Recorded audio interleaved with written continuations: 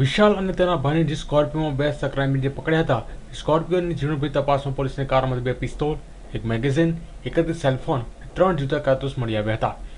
ઉલ્લેખનીય છે કે વિશાલની તપાસ સ્પેશિયલ ઓપરેશન ગ્રુપને ટ્રાન્સફર કરી દેવાઈ છે.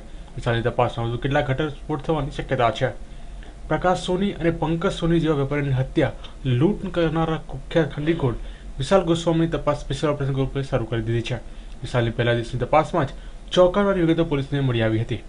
પોલીસને કેટલાક ડાયરી સ્વરૂપે કાગળો પણ મળી આવે છે, જેમાં અમદાવાદ અને રાજકોટના મોટા ગજાના 50 જ્વેલર્સના નામ, સરનામા અને ફોન નંબર મળી આવ્યા છે. આ પૈકી કેટલાકને ફોન કરીને વિશાલે ખંડી માગી છે કે કેટલા પાસે માંગવાની હતી તે અંગે પોલીસે પૂછપરછ શરૂ કરી છે. આટલા જ્વેલર્સની વિગતો તેણે ક્યાંથી એકઠી કરી તે અંગે પણ પોલીસે ગંભીર રીતે તપાસ શરૂ કરી દીધી છે. બીજી તરફ વિશાલે તેની કારમાં કેટલાક હત્યા સંચાલન કબૂલતા પોલીસે કારની ફરી એકવાર ઝીણવટભરી તપાસ કરી હતી. આ દરમિયાન વિશાલની સ્કોર્પિયો કારમાંથી પિસ્તોલ, જીવતા કારતૂસ અને 31 મોબાઈલ ફોન મળી આવ્યા હતા. ઉલ્લેખનીય છે કે વિશાલ જ્વેલર્સ અને આંગળીયા પીઠના માલિકો પાસે ખંડની માંગો માટે દરેક વખતે નવા સિમ કાર્ડ, નવા મોબાઈલ ફોનનો જ ઉપયોગ કરતો હતો.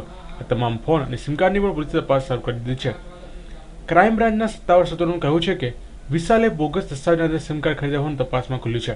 પરંતુ તેના બેંક એકાઉન્ટમાં પણ ખોટા દસ્તાવેજ આપ્યા હોય તેના વિરુદ્ધ ફોર્સ ડોક્યુમેન્ટ બનાવવા અને તેનો ખરા તરીકે ઉપયોગ કરવાનો પણ ગુનો નોંધવામાં આવશે. Bureau report, news online, Ahmedabad.